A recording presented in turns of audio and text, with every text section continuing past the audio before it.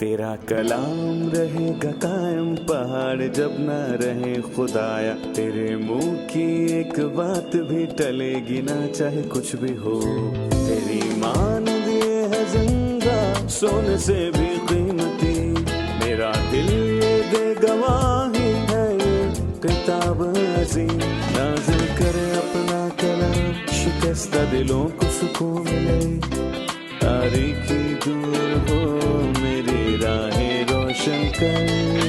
दिल अपना कलाम कसरत से ए खुदा बदल दे, रिहाई दे कसरत से फल में नाम, कलाम रहेगा कायम पहाड़। अजीज नाजरीन, मैं अयाद ज़रीफ आप तमाम देखने वालों को हमारे रोज़ के बाइबली मुतालियाती प्रोग्राम की नई किस्त में खुशामदीद कहता हूँ। हम होसिया की किताब का मुताला कर रहे हैं। ये पुराने अहदनामे के छोटे अंबिया में से एक की किताब है। हम इसके छठे बाब पर पहुंच चुके हैं। गुज़िश्ता किस्त में हमने 5वें बाब का मुताला मुकम्मल किया। खुदावंद ने अपने लोगों की अदालत की क्योंकि वो उसकी राह से मुड़ गए। फिर खुदावंद ने उनके दुश्मनों के वसीले से उनकी तरबियत की, लेकिन उनका बदला भी लिया। उसने फरमाया मैं ही फाड़ूंगा। जी हाँ, उसने फरमाया मैं ही फाड़ूंगा। और आज हम मुताला करेंगे कि छठे बाब में क्या होगा। लेकिन प्रोग्राम का आगाज करने से पहले मैं स्टूडियो में आए खुदा के खादिम का खैर मकदम करना चाहूँगा जो हमारे साथ मौजूद हैं, और हम सीखेंगे कि छठे बाब में खुदा के कदीम लोगों के साथ क्या हुआ। खुशामदीद भाई यूसुफ। शुक्रिया भाई। और हमारे दीगर मेहमानों को भी खुशामदीद। नाजरीन, हम एक छोटे से वक्फे के बाद मुताले का बाकायदा आगाज करेंगे।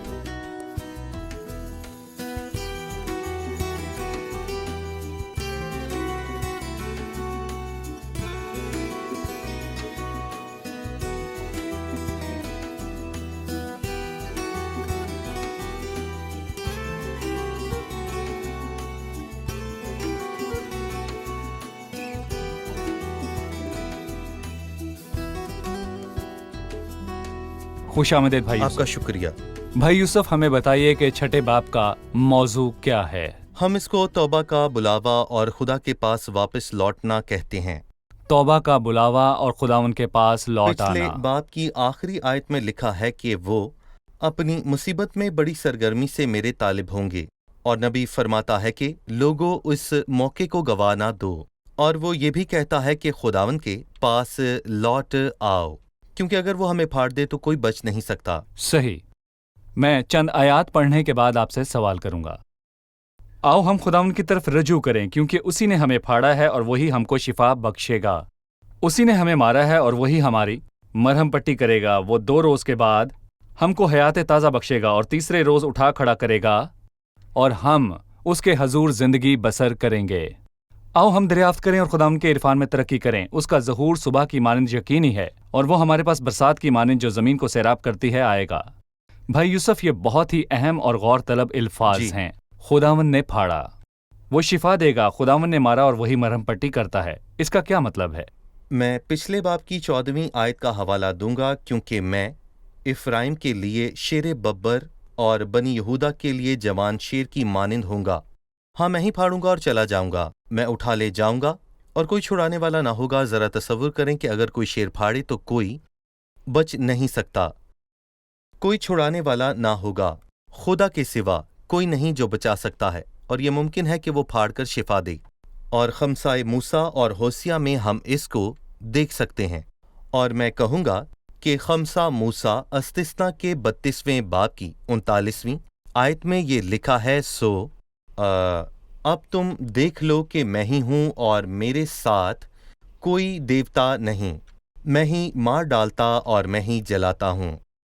और फिर इसके बाद लिखा है कि मैं ही जख्मी करता और मैं ही चंगा करता हूँ, और कोई नहीं जो मेरे हाथ से छुड़ाए। वो जख्मी करता और शिफा देता है, वो मारता और जलाता है। और इसी तरह होसिया छठे बाब में लिखा है, क्योंकि उसी ने फाड़ा और वही हमको शिफा देगा। उसी ने मारा, वही हमारी मरहम पट्टी करेगा। जब हम उसकी तरफ रजू लाएं तो ही खुदावंद में हमारी उम्मीद है।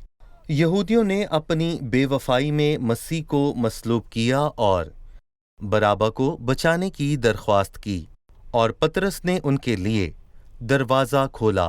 در حقیقت مسیح نے صلیب پر اپنی جان دے کر ان کے لیے دروازہ کھولا۔ اس نے کہا، اے باپ انہیں معاف کر کیونکہ یہ نہیں جانتے کہ کیا کرتے ہیں۔ اور پھر پطرس نے اعمال 3:17 میں فرمایا، اور اب اے بھائیو، میں جانتا ہوں کہ تم نے یہ کام نادانی سے کیا اور ایسے ہی تمہارے سرداروں نے بھی، پس توبہ کرو۔ اور رجوع لاؤ۔ پطرس اور ہوسیہ نے ایک ہی بات کی اور اب تک اپنی نادانی میں وہ رجوع نہ لائے، اور میں یہ بھی کہوں گا وہ رجوع نہ لائے، اور اب ایک بڑی مصیبت ان کی منتظر ہے۔ یہ رجوع لے آنے کی درخواست ہے۔ لکھا ہے وہ 2 روز کے بعد ہم کو حیات تازہ بخشے گا اور تیسرے روز اٹھا کھڑا کرے گا اور ہم اس کے حضور زندگی بسر کریں گے۔ بھائی یوسف، اس نے بحالی کی بات کی اور یہ جی اٹھنے کے برابر ہے۔ 2 دن بعد اور پھر 3 دن بعد۔ آپ ہمیں اس کی وضاحت فرما دیجئے۔ ہم نے حزقیل کے 37ویں باب میں اس بحالی کو دیکھا۔ ہم نے حزقیل کے 37ویں باب میں یہ بحالی دیکھی۔ خداوند نے حزقیل کو سوکھی ہڈیوں کی وادی میں اتارا۔ اس نے فرمایا، اے آدم زاد، کیا یہ ہڈیاں زندہ ہو سکتی ہیں؟ حزقیل نے کہا، اے خداوند تو ہی جانتا ہے، یعنی اگر اے خداوند تو چاہے تو ایسا کر سکتا ہے۔ خدا نے اس رویا کو بیان کیا اور فرمایا کہ بنی اسرائیل کہتے ہیں کہ ہماری ہڈیاں سوکھ گئیں اور ہماری امید جاتی رہی، یعنی یہ سوکھی ہڈیوں کی وادی بنی اسرائیل ہے، اور کیا یہ ہڈیاں پھر زندہ ہو سکتی ہیں؟ تو حزقیل نے خداوند سے کہا کہ اے خداوند یہ تو ہی جانتا ہے۔ تو خداوند نے اس سے کہا کہ نبوت کر، اور وہ زندہ ہو کر ایک نہایت بڑا لشکر بنی۔ اور اسی طرح ہوسیہ کے 6 باب میں فرمایا، وہ 2 روز کے بعد ہم کو حیات تازہ بخشے گا۔ اور اگر اس آیت کو 3 باب کی تعلیم سے جوڑیں تو لکھا ہے کہ کیونکہ بنی اسرائیل بہت دنوں تک بادشاہ اور حاکم اور قربانی اور ترافیم کے بغیر رہیں گے، اور یہاں اس نے بہت دنوں کو ہی در حقیقت 2 دن لکھا ہے، اور ہم اس کو 2 طرح سے سمجھ سکتے ہیں اور میں ناظرین کو سمجھاؤں گا۔ پہلے، خدا کے نزدیک 1 دن 1000 سالوں کے برابر ہے، سو 2 دن 2000 سال بنے، اور تیسرے روز اٹھا کھڑا کرے گا اور ہم اس کے حضور زندگی بسر کریں گے، جو کہ 1000 سالہ بادشاہی ہے، اور اسی لیے تیسرا دن 1000 سال ہے۔ سو یہ حیرت کی بات نہیں ہے کہ 2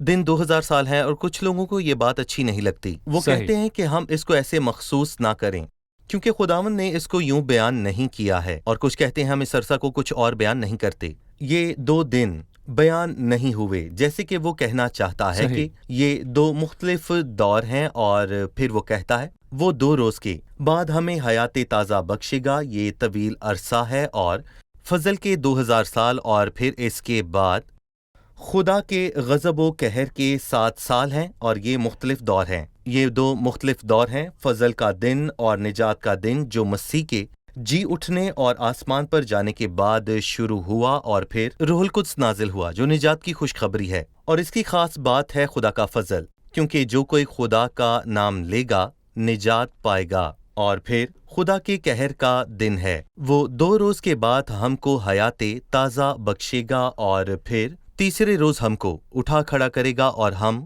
اس کے حضور زندگی بسر کریں گے۔ اور ہوسیہ کے 14ویں باب میں ہم اس کو واضح طور پر دیکھیں گے۔ ٹھیک ہے، لوگوں کے جمع ہونے کے 2 مرحلوں کو بیان کیا گیا ہے۔ پہلا مرحلہ جو ہے، یہ لوگ بغیر توبہ کیے اکٹھا ہوں گے، جیسے ابھی۔ اس کے بعد وہ مسیح کا اقرار کریں گے، اور پھر مسیح کا اقرار کرنے کے بعد بحال ہوں گے۔ وہ 2 دن جب ان کی ہڈیاں سوکھی ہوں گی تو ان کی بحالی نہیں ہوگی۔ بالکل۔ ان کے اندر سانس بھی موجود نہ تھا، اور آج بھی ان کی یہی حالت ہے۔ اور پھر میں کہوں گا کہ اس نے نبوت کی اور ان میں دم بھر گیا، اور وہ زندہ ہوئے، وہ سب زندہ ہوئے۔ پہلا دن فضل کا مرحلہ ہے جس میں ہم اب بھی موجود ہیں، اور دوسرا دن خداوند کا دن ہے جو مسیحیت کے 7 سال ہوں گے، اور اس کے بعد تیسرا دن جو 1000 سالہ بادشاہی کا دور ہے۔ ٹھیک کہا میں نے؟ بہت شکریہ بھائی یوسف۔ اس کے بعد تیسری آیت ہے، آؤ ہم دریافت کریں اور خداوند کے عرفان میں ترقی کریں۔ اس کا ظہور صبح کی مانند یقینی ہے، اور وہ ہمارے پاس برسات کی مانند، یعنی آخری برسات کی مانند جو زمین کو سیراب کرتی ہے، آئے گا۔ ہمیں اس پر غور کرنے کی ضرورت ہے۔ اس کا ظہور صبح کی مانند یقینی ہے، اور وہ ہمارے پاس برسات کی مانند آئے گا۔ اس کا کیا مطلب ہے؟ میں پچھلی آیات کا حوالہ دوں گا، آؤ ہم دریافت کریں اور خداوند کے عرفان میں ترقی کریں۔ اور ہم نے دانیل کی کتاب کا مطالعہ کرتے ہوئے 12ویں باب میں بہت اہم بات سیکھی، اور اس نے آخری زمانہ میں اس کتاب کے حوالے سے لکھا کہ بہتیرے اس کی تفتیش و تحقیق کریں گے اور دانش افزون ہوگی۔ سو لکھا ہے، آؤ ہم دریافت کریں اور خداوند کے عرفان میں ترقی کریں۔ دانیل نے کہا، لیکن اپنے خداوند کو پہچاننے والے تقویت پا کر کچھ کر دکھائیں گے، اور یہ لوگ خداوند اور اس کی شریعت کو جانیں گے۔ ہم دریافت کریں اور ترقی کریں، یعنی کہ یہ نور ان تک پہنچے گا۔ اور جس طرح خداوند نے اندھے کو 2 مرحلوں میں تندرست کیا، پہلے کہا کیا تو دیکھتا ہے؟ اس نے کہا میں آدمیوں کو دیکھتا ہوں، کیونکہ وہ مجھے چلتے پھرتے ایسے دکھائی دیتے ہیں جیسے درخت۔ اور تب خداوند نے دوبارہ اس کی آنکھوں پر ہاتھ رکھا اور وہ دیکھنے لگا۔ بڑی مصیبت کے دور میں ایماندار صاف نہیں دیکھ سکیں گے، یعنی کہ ان کا توڑا علم ہوگا، یعنی کہ صحیح۔ دوسری مثال ہے، آؤ ہم دریافت کریں اور خداوند کے عرفان میں ترقی کریں۔ جس طرح رود کو، میں کہوں گا کہ رود کو آہستہ آہستہ اپنے قرابتی کا معلوم ہوا، وہ بوئز کے کھیت میں گئی اور اس کی ساس نے کہا یہی تیرا قرابتی ہے۔ مطلب رود کو بتایا گیا کہ بوئز تیرا قرابتی ہے، اور اس نے جانا کہ بوئز نے قرابت کا حق ادا کیا ہے۔ اور بڑی مصیبت کے دور میں بھی لوگوں کو خداوند کے عرفان کے متعلق آہستہ آہستہ معلوم ہوگا۔ اس کا ظہور صبح کی مانند یقینی ہے، اور کوئی بھی اس کے آنے کو روک نہیں سکتا۔ اور خداوند کا اس قوم کے پاس آنا بھی ایسا ہی ہے۔ وہ ایک بار پیدا ہو چکا، وہ بیت الحم میں پیدا ہوا، وہ مصلوب ہوا اور دفن ہوا۔ یہ پہلی برسات کی مانند ہے، اور یہاں آخری برسات کی بات ہوئی۔ اور میں کہوں گا کہ وہ پھر آئے گا اور وہ اپنے جلال میں ظاہر ہوگا، اور یہی نہیں بلکہ میں کہوں گا کہ اس کا ظہور صبح کی مانند یقینی ہے، اور وہ ہمارے پاس برسات کی مانند آئے گا، پچھلی برسات کی طرح نہیں بلکہ آنے والی برسات کی مانند، جو کہ ساری زمین کو صحیح۔ سیراب کرتی ہے۔ شکریہ بھائی یوسف۔ ابھی ہم ایک رپورٹ دیکھیں گے، پھر مطالعے میں آگے بڑھیں گے۔ عزیز بھائیو، خدا کی آواز کو پہچانیں۔ یہ دکھ اس لیے ہے کہ آپ اس کی طرف رجوع لائیں۔ جیسے درد ہونے پر آپ ڈاکٹر کے پاس جاتے ہیں تاکہ بیماری جان سکیں، خدا بھی ایسا ہی کرتا ہے۔ یہ دکھ مرکزی مسئلے کو ظاہر کرتے ہیں کہ ہم خدا سے دور ہوئے، سو رجوع لائیں۔ مسیح آپ کا منتظر ہے۔ اس نے آپ کے گناہ لیے، سب قرض ادا کیا۔ آئیں اور اس کو قبول کریں۔ خداوند کے طالب ہوں، دیر نہ کریں، کیونکہ ایک وقت آئے گا کہ لوگ توبہ کرنا چاہیں گے پر نہ کر سکیں گے۔ لہٰذا آپ کے پاس وقت موجود ہے، سو آپ ابھی توبہ کریں۔ بھائی ایاد، دوسری آیت میں تیسرے دن کے بارے میں مزید بیان کیجیے۔ بھائی یوسف، آپ نے ذکر کیا کہ تیسرا دن 1000 سالہ بادشاہی کا نشان ہے جب مکمل بحالی ہوگی، سو آپ کلام میں سے اس کے بارے میں مزید بتائیں۔ یہ بائبل مقدس کی عظمت کو واضح طور پر بیان کرتی ہے۔ ہم نئے عہد نامے میں، خاص کر کے انجیل میں، یہ سیکھتے ہیں کہ مسیح نے تیسرے دن ایک سے زیادہ معجزات کیے، اور یہ کوئی اتفاق کی بات نہیں، کیونکہ اس نے کانا گلیل کی شادی میں تیسرے دن معجزہ کیا، اور اس نے تیسرے دن کو مخصوص کیا، اور پھر مرکز کے 8ویں باب کے مطابق اس نے تیسرے دن بھیڑ کو سیر کیا، لوگوں کو کھانا کھلایا۔ اور یہ 2 معجزات مسیح کی بادشاہی کی خوبصورت عکاسی کرتے ہیں، مطلب کہ وہ دلہا ہوگا اور مسیح کا نام ہر جگہ پر موجود ہوگا اور وہ ظاہر ہوگا، اور پانی یعنی خدا کا کلام خوشی کی میں تبدیل ہوگا، اور یہ کانا گلیل کی شادی کے تیسرے دن کے معجزے کو بیان کرتا ہے۔ اور انہوں نے بچے ہوئے ٹکڑوں کے 7 ٹوکرے اٹھائے۔ اور بھائی، اگر ہم اس بات پر غور کریں کہ 7 کا عدد بائبل میں کاملیت کا عدد تصور کیا جاتا ہے، اور میں کہوں گا کہ یہاں پر یہ وقت کے پورے ہونے کو بیان کرتا ہے، اور در حقیقت جب ہم ان 2 معجزات کو دیکھتے ہیں تو ان میں 1000 سالہ بادشاہی کا راز پنہا ہے۔ شکریہ بھائی یوسف۔ میرا آپ سے چوتھی آیت میں سے ایک سوال ہے۔ اے افرایم میں تجھ سے کیا کروں، اے یہودا میں تجھ سے کیا کروں، کیونکہ تمہاری نیکی صبح کے بادل اور شبنم کی مانند جلد جاتی رہتی ہے، اس لیے میں نے ان کو نبیوں کے وسیلے سے کاٹ ڈالا اور اپنے کلام سے قتل کیا، اور میرا عدل نور کی مانند چمکتا ہے۔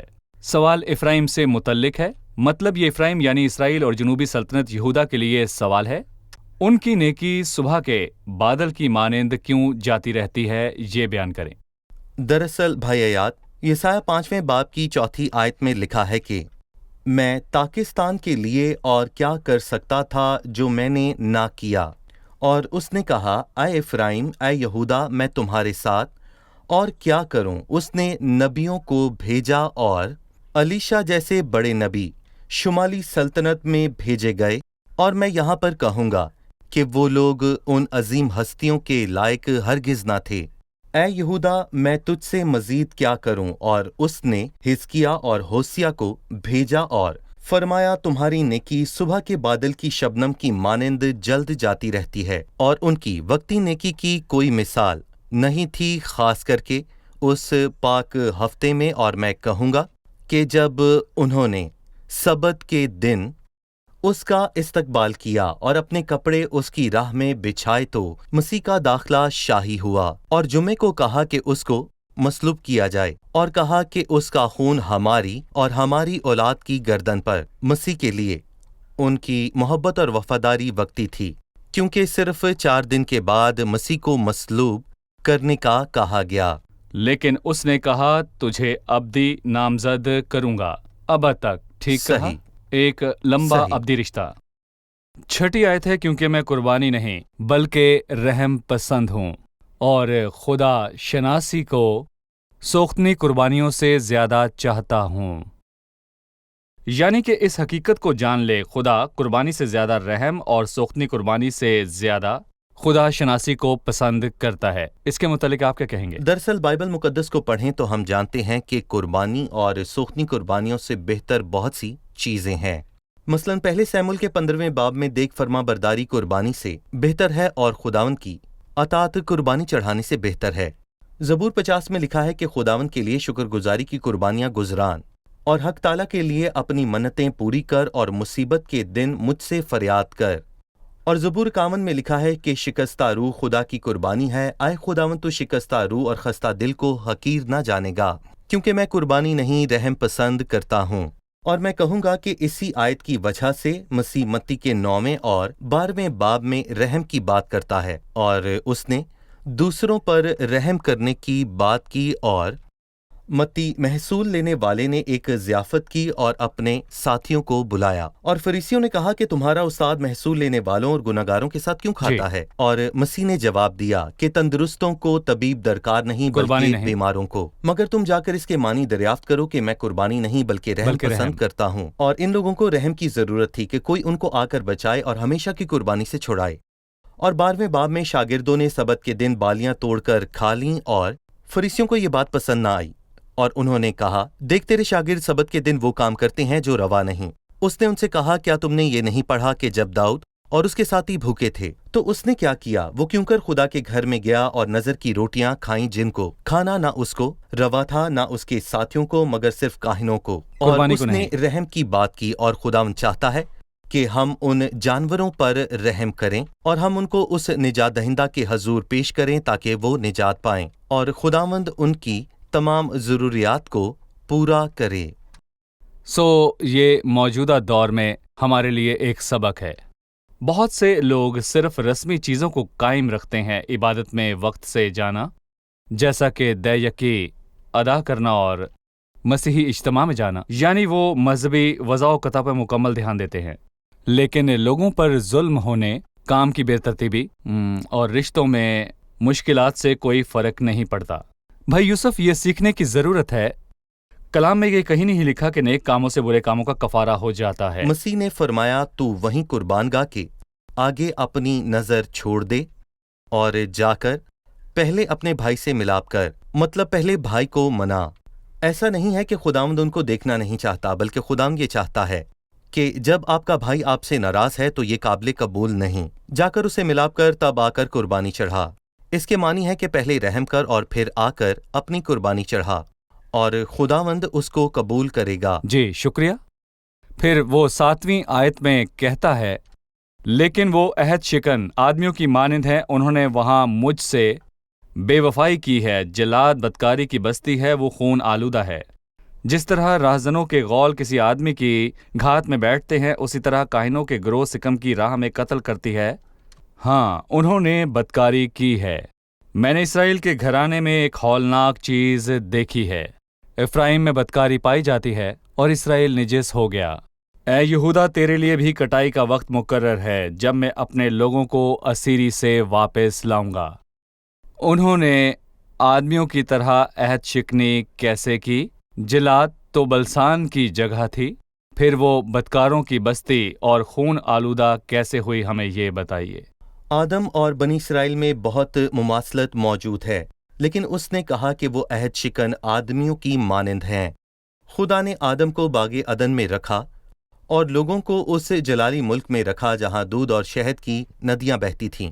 خدا نے آدم کو سب مخلوقات پر اختیار بخشا، اور خدا نے اس کو دم نہیں بلکہ اس کو سر بنایا، اور خدا نے آدم کو حکم دیا پر لوگوں کو شریعت دی، اور پھر آدم ناکام ہوا اور بالکل اسی طرح لوگ بھی ناکام ہو گئے، اور آدم نے خدا کی بات نہ مان کر سانپ کی بات مانی، اور ان لوگوں نے خدا کی نہیں بتوں کی پرستش کی، اور آدم باغ عدن سے نکالا گیا، اور پھر اس کے بعد لوگوں کو بھی اس ملک سے نکالا گیا، بلکہ اب وہ اس ملک سے نکالے گئے جا چکے تھے۔ جی ٹھیک ہے، آئیے مہمانوں سے ایک اور سوال لیں۔ 5ویں آیت سے سوال ہے، لکھا ہے، اس لیے میں نے ان کو نبیوں کے وسیلہ سے کاٹ ڈالا اور اپنے کلام سے قتل کیا ہے، اور میرا عدل نور کی مانند چمکتا ہے۔ نبیوں تو لوگوں کے لیے برکت کا باعث ہوتے ہیں، نہ کہ ان کو کاٹ ڈالنے کو۔ خداوند کا کلام ان کو کس طرح کاٹتا ہے؟ یہ عدالت تو تاریک ہونی چاہیے، پھر یہ عدل نور کی مانند کیوں چمکتا ہے؟ کیا کہیں گے بھائی یوسف؟ جی، اور اپنے کلام سے قتل کیا ہے۔ خدا کا کلام آدمیوں کو بحال کرتا ہے، جو نہ ہو وہ کاٹ ڈالا جاتا ہے۔ یوحنا 12:48 میں لکھا ہے، جو مجھے نہیں مانتا اور میری باتوں کو قبول نہیں کرتا، اس کا ایک مجرم ٹھہرانے والا ہے، یعنی جو کلام میں نے کیا ہے آخری دن وہی اسے مجرم ٹھہرائے گا۔ اور مکاشفہ 2 باب کی 16ویں آیت میں لکھا ہے، پس توبہ کر، نہیں تو میں تیرے پاس جلد آ کر اپنے منہ کی تلوار سے ان کے ساتھ لڑوں گا۔ خدا کا کلام ہی قاضی ہے، عادل ہے۔ اس نے یہاں فرمایا، اس لیے میں نے ان کو نبیوں کے وسیلے سے کاٹ ڈالا اور اپنے کلام سے قتل کیا۔ نبی تسلی کا اور آنے والی عدالت کا پیغام دے سکتے ہیں، کیونکہ لوگ تسلی کے پیغام سے مستفید نہ ہوئے، اور اسی لیے خدا نے عدالت کا پیغام بھیجا۔ عظیم نبی کو یاد کریں جس کے لیے مسیح نے کہا، یوحنا بپتسمہ دینے والے سے بڑا کوئی نہیں ہوا، اس کا پیغام تسلی کا تھا یا عدالت کا؟ یوحنا نے فرمایا کہ اے سانپ کے بچوں، تم کو کس نے جتا دیا کہ آنے والے غضب سے بھاگو؟ پس توبہ کے موافق پھل لاؤ۔ جو درخت اچھا پھل نہیں لاتا وہ کاٹا اور آگ میں ڈالا جاتا ہے۔ اسی لیے نبیوں نے سلامتی کا نہیں بلکہ عدالت کا پیغام دیا، جسے ہم ہوسیہ کی کتاب میں واضح طور پر دیکھتے ہیں۔ اور میرا عدل نور کی مانند چمکتا ہے، یعنی کہ اس سے بچنے کا کوئی ذریعہ نہیں ہے۔ یہ صاف اور واضح ہے۔ جی، یہ صاف اور واضح ہے، نور میں کی بالکل مانند واضح ہے۔ چمکتا ہے۔ کیا کوئی سورج کو طلوع ہونے سے روک سکتا ہے؟ اس کی روشنی چمکتی ہے، اور اس کی رفتار 1,06,000 میل فی سیکنڈ ہوتی ہے۔ شکریہ بھائی یوسف، ہم پروگرام کے اختتام پر ہیں، اب ہم مہمانوں سے ان کی رائے جانیں گے۔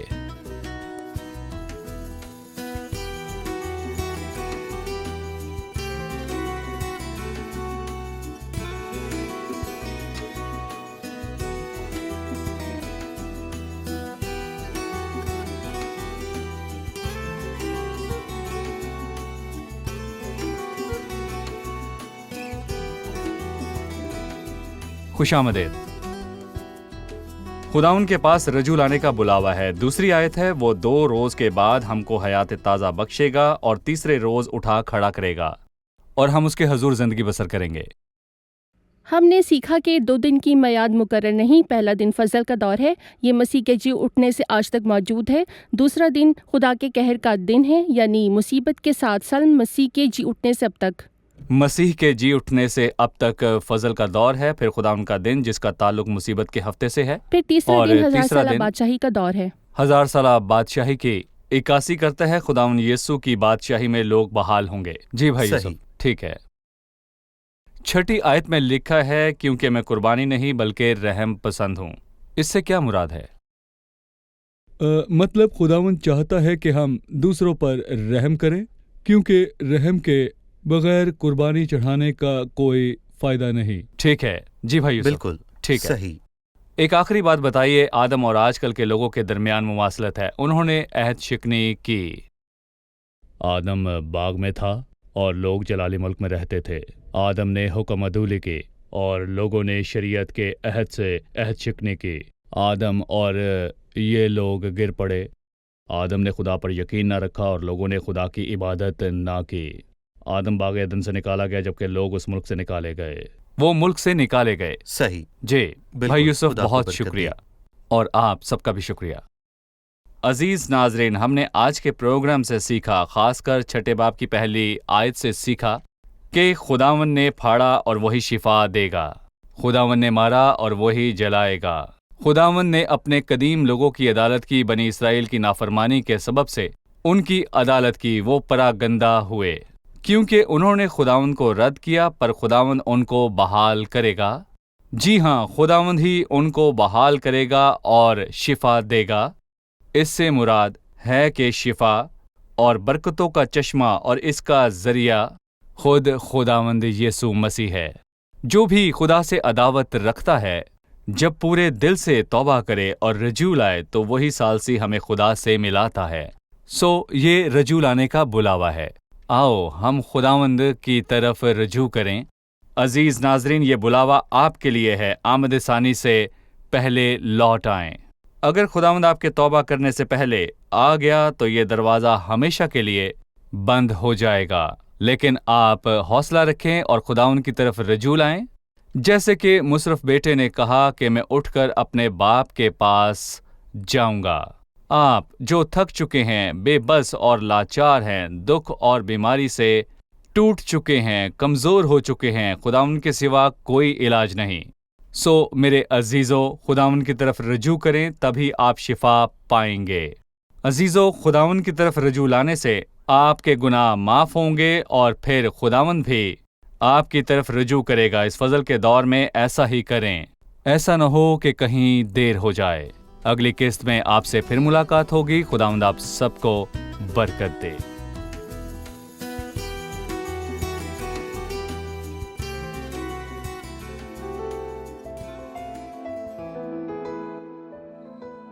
تیرا کلام رہے گا قائم، پہاڑ جب نہ رہے خدایا. تیرے منہ کی ایک بات بھی ٹلے گی نہ، چاہے کچھ بھی ہو.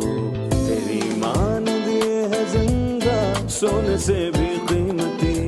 میرا دل یہ دے گواہی ہے، یہ کتاب عظیم. نازل کرے اپنا کلام، شکستہ دلوں کو سکون ملے. تاریکی دور ہو، میری راہیں روشن کر. دل اپنا کلام کثرت سے اے خدا بدل دے، رہائی دے کثرت سے پھل ملاؤ. کلام رہے گا قائم، پہاڑ جب نہ رہے خدایا. تیرے منہ کی ایک بات بھی ٹلے گی نہ، چاہے کچھ بھی ہو.